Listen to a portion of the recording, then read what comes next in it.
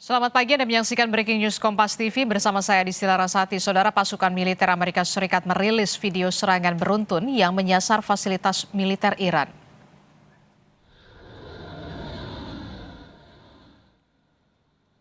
Komando Pusat Amerika Serikat CENTCOM merilis video serangan pasukan Amerika Serikat menyelesaikan serangan malam ke-9 berturut-turut ke Iran. Militer Amerika Serikat menargetkan pusat komando militer Iran, pertahanan udara dan situs peluncuran rudal dan juga drone, serta jaringan komunikasi Iran. Serangan diklaim untuk melemahkan kemampuan militer Iran.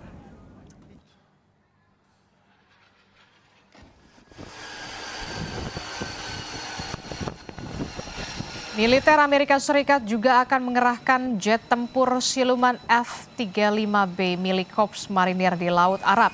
Rekaman yang dirilis CENTCOM memperlihatkan sebuah pesawat bergerak ke posisi di geladak penerbangan sebelum lepas landas. USS Boxer merupakan kapal yang dikerahkan bersama dengan unit ekspedisi Marinir ke-11.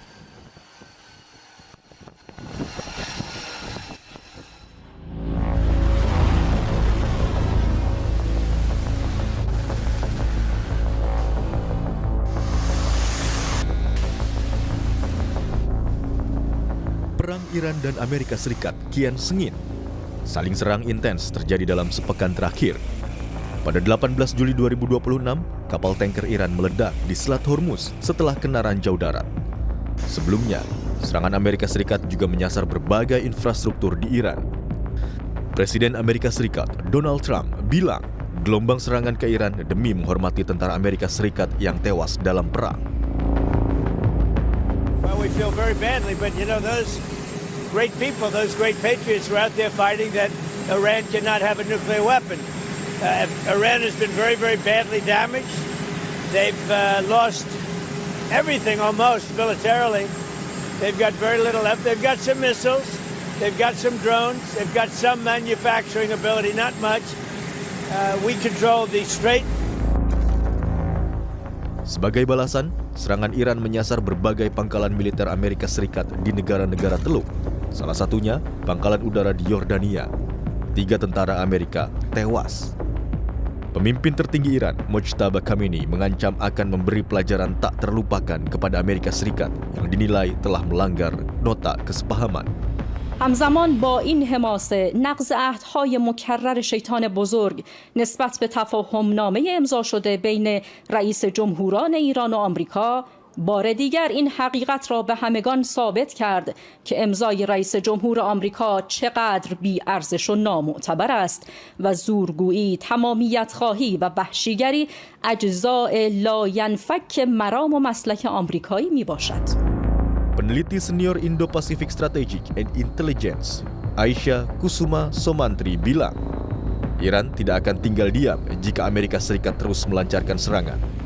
Eskalasi ini mengancam kesepahaman yang disepakati di Islamabad. Baik Iran dan Amerika Serikat takut dianggap sebagai pihak yang kalah jika membiarkan pihak lawan terus melanggar kesepahaman. Jelas di sini pesannya adalah Iran tidak akan tinggal diam kalau Amerika Serikat melakukan eskalasi. Karena kalau kita lihat di sini, sebenarnya niat dari MOU-nya masih tetap ada. Apa itu niatnya? Yaitu menghentikan sebenarnya segala bentuk kekerasan dan berusaha untuk mencapai konsesi. Tetapi permasalahannya dari MOU yang ditandatangani di tanggal 19 Juni kemarin, secara operasional ini sudah hilang, ya, sudah disfungsional sebenarnya MOU-nya, karena kedua belah pihak ini sudah melupakan sebenarnya klausal pertama untuk bisa menghentikan segala bentuk kekerasan di Timur Tengah. Iran dan Amerika Serikat sempat mencapai kesepakatan damai sementara pada Juni lalu. Namun, masa damai itu menguap, menyusul saling serang yang semakin brutal dan menyeret negara-negara Teluk, terutama Sekutu Amerika Serikat. Negosiasi damai juga masih terganjal persoalan nuklir Iran dan Selat Hormuz.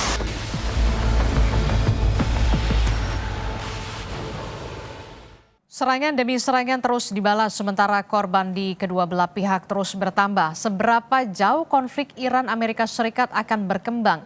Dan apakah kawasan Timur Tengah kini berada di ambang perang yang lebih luas? Berikut ulasan Evata Filomeno, dosen ilmu politik Universitas Udayana. Ada 3 tentara Amerika Serikat yang tewas dalam perang baru-baru ini. Apakah tewasnya atau gugurnya tentara Amerika Serikat ini bisa jadi menjadi titik balik yang akan mendorong perang ke level yang lebih besar lagi? Baik, ketika kita melihat ya, sebenarnya sudah ada peristiwa besar, 11 peristiwa besar ya, terkait dengan tewasnya pasukan Amerika Serikat. Sempat ada waktu itu di Kuwait ya, di Shuaibah, terus juga sempat di Arab Saudi 1, dan di Yordandia 3 ya, di Irak Utara 1, dan ada beberapa catatan-catatan yang lain. Dan tentu saja hal ini dikonfirmasi bahwa Donald Trump mengatakan bahwa dia akan melakukan serangan besar-besaran nanti malam begitu. Dan ini tanda bahwa memang selama ini Amerika Serikat selalu mencari cara begitu, bagaimana caranya untuk melemahkan Iran dalam beberapa posisi.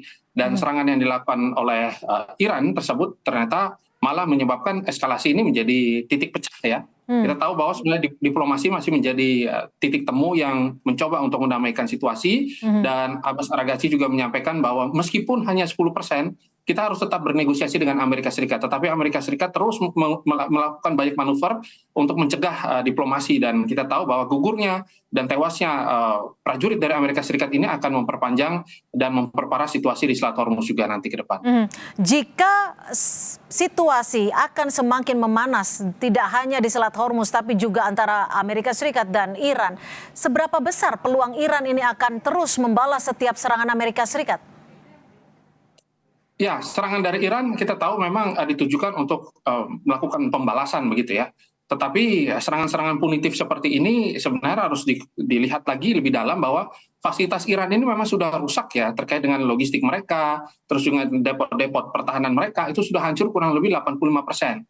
Maka serangan-serangan yang mereka bisa lakukan adalah serangan-serangan simbolik begitu. Meskipun tentunya ini akhirnya menyebabkan tewasnya dari pasukan Amerika Serikat, tetapi kehancuran yang diciptakan oleh Amerika Serikat dengan serangan berapa malam ya, hingga nanti mungkin masuk ke malam ke-9 dan masuk ke malam ke-10, tentu ini jauh lebih parah gitu. Ada 170 titik, terus Amerika juga akan melakukan serangan dengan pesawat tempur canggih mereka lagi ya, otomatis pengeboman demi pengeboman, jalur-jalur logistik yang selama ini harusnya menjadi nadi kekuatan dari Iran ini sendiri malah lumpuh total. Nah, maka serangan ini harus dibaca hati-hati oleh Iran gitu. Ketika mereka ingin mendeeskalasi, harusnya hal tersebut mulai muncul. Dan kita tahu bahwa Amerika Serikat juga sudah membuka ruang diplomasi yang cukup besar, tetapi apakah ini ditangkap dengan sangat baik, ataukah mereka ingin melakukan serangan total gitu, atau perang total ke depannya. Dan kecurigaan bahwa nanti Amerika akan melakukan invasi darat bisa saja semakin dekat. Saya lihatnya demikian. Berapa persen sebenarnya kemungkinan invasi darat akan dilakukan Amerika Serikat jika kita melihat eskalasi belakangan ini, Mas Efata?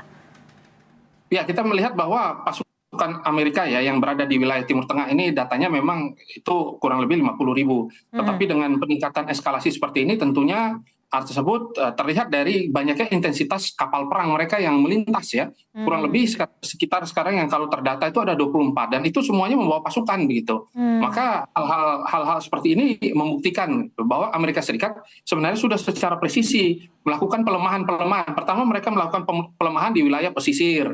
Ini kan tanda gitu, wilayah radar-radar dari Iran mereka lemahkan. Nanti kalau misalkan mereka melakukan operasi serangan darat, maka tidak akan begitu sulit. Dan pesawat tempur digunakan untuk menghantam wilayah-wilayah yang berada tepat di pusat pemerintahan dan juga di wilayah-wilayah depot-depot pertahanan dari Iran itu sendiri. Dan ini juga tidak lepas karena Amerika tahu bahwa Iran memang tidak bisa diajak negosiasi. Iran memang harus diminta untuk mendeklarasikan bahwa mereka kalah secara total. Maka dengan adanya operasi invasi secara darat ini justru akan memperbesar kemenangan dari Amerika. Meskipun itu adalah opsi yang terburuk, dan kayaknya Amerika tidak dalam waktu dekat melakukan hal tersebut, tergantung nanti dari dorongan Israel itu sendiri. Ya, Mas Efata, jika ada kemungkinan invasi darat yang dilakukan Amerika Serikat terhadap Iran, kemudian tadi Anda menyebutkan juga ada fasilitas Iran yang memang sudah rusak bahkan sekitar 80%.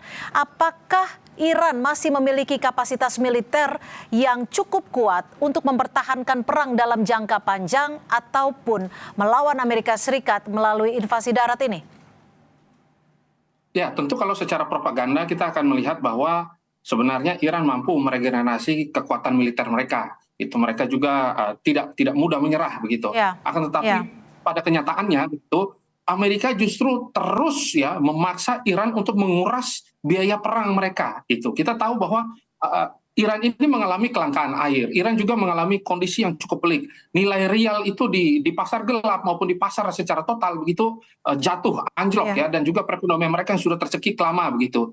Dan kita lihat juga bahwa ternyata ketika Iran mau melakukan sesuatu dipelototi juga oleh India dan juga Cina begitu yang memiliki kepentingan di Selat Hormuz, karena Selat Hormuz ini membawa 20% energi bagi dunia. Maka posisi Iran yang serba salah ini membuat mereka juga kesulitan gitu untuk bertahan hari ini begitu. Maka ini yang sebenarnya dibaca sangat baik oleh intelijen Amerika, dan mereka melakukan tekanan demi tekanan untuk membuat posisi Iran menjadi sangat tidak terkendali begitu di dalam tubuh dalam negeri mereka ataupun dalam diplomasi internasional. Akhirnya Iran terikut dalam arus-arus yang dikendalikan oleh Amerika. Takutnya begitu.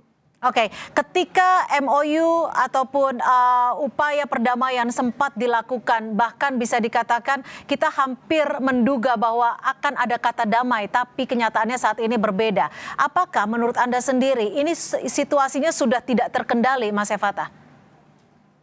Ya, itu dia. Pertama, bahwa memang pengendalian politik di dalam tubuh Iran ini tuh tidak terkonsentrasi dengan baik lagi ya. Awalnya kan kita melihat bahwa ketika serangan demi serangan, true promise ya, yang akhirnya namanya berubah ya, terus dengan pola-pola yang begitu sangat ciamik, tetapi dalam kenyataannya begitu, posisi daya tawar ya di dalam tubuh politik Iran ini menjadi carut marut begitu, sehingga basis-basis otonom ya, pasukan IRGC ini melakukan retaliasi tanpa koordinasi begitu. Nah, ketika mereka melakukan serangan tersebut, dampaknya itu kan sangat buruk bagi negosiasi ke depan. Nah, ini yang sebenarnya diharapkan dengan sangat baik oleh bukan hanya kaum moderat ya, tetapi perpolitikan di dalam negeri Iran gitu, bahwa perang ini harus segera selesai. Dan kita tahu bahwa diplomasi yang kemarin ini membawa kita pada satu kelegaan dan relaksasi yang clear begitu. Dan Iran juga tahu bahwa tidak mungkin mereka melakukan serangan yang begitu sangat besar ya dengan Amerika Serikat. Tetapi serangan yang muncul ini adalah serangan yang bisa saja ya, sebenarnya kan ada beberapa titik yang tidak merupakan serangan dari Iran, tetapi diklaim oleh Amerika adalah serangan dari Iran begitu. Nah, ini kan ini fakta bahwa Amerika terus mencari kambing hitam. Amerika melakukan banyak manuver untuk memperbolehkan mereka melakukan serangan agar mereka terlepas dari sanksi internasional gitu. Nah, inilah merupakan situasi yang cukup pelik, dan situasi ini tampaknya terkooptasi oleh negara-negara yang punya kepentingan ya untuk mengacaukan harga pasar, harga minyak, dan juga terkait dengan sekuritas yang berada. Oke, Mas Efata, singkat saja, kita tahu bahwa Iran kerap menggunakan strategi perang asimetris. Lalu apakah strategi Iran saat ini lebih mengandalkan perang langsung atau justru perang melalui kelompok-kelompok sekutunya di kawasan, Mas Efata? Singkat saja. Ya, sebenarnya harapan dari Iran adalah nanti ke depannya ya, Lebanon juga melakukan agresivitas di wilayah utara ya. Akan tetapi tentu Lebanon ya dengan terus dengan Yaman juga ada Houthi ya, dan juga ada beberapa milisi Irak juga ya, Hizbullah maksud saya tadi, Hizbullah ya di wilayah Lebanon, ternyata semua tidak terkoordinir dengan sangat baik begitu.